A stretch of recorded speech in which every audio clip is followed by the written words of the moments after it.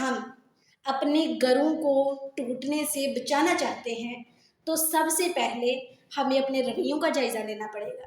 میاں بیوی دونوں اپنے رویے، اپنے سلوک، اپنے بیہیویئر کا جائزہ لیں کہ وہ کتنا بہتر ہے اور کتنا بہتر نہیں ہے۔ سم ٹائم ہم اپنے بیہیویئر کا جائزہ نہیں لیتے، ہم سمجھتے ہیں ہمارا بیہیویئر بہت زیادہ اچھا ہے، در حقیقت وہ اچھا نہیں ہوتا۔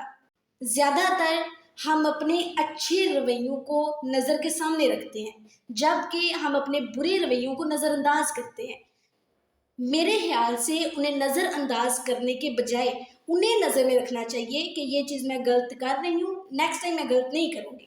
اسی طرح زندگی کو بہتر کرنے کے لیے ہمیں اپنے رویوں کا جائزہ لینا چاہیے۔ اگر ماں چاہتی ہے کہ میرے بچے اپنے والد کی عزت کریں تو وہ اپنے کردار کے ذریعے اپنی اولاد کو بتائے کہ بیٹا آپ کے ابو کا مقام کیا ہے۔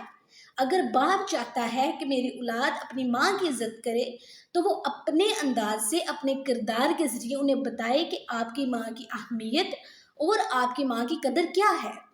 یعنی آپ دونوں اپنے اپنے انداز سے ایک دوسرے کی ویلیو اپنے بچوں کو بتائیں۔ اس طرح کا انداز اپنی فیملی میں دکھانا بہت زیادہ ضروری ہے۔ اگر آپ اپنے گھروں کو خوشیوں بھرا اور پرسکون ماحول دینا چاہتے ہیں تو ایک دوسرے کی عزت کرنے اور کروانے کا درس دیں اور اس پر عمل بھی کریں۔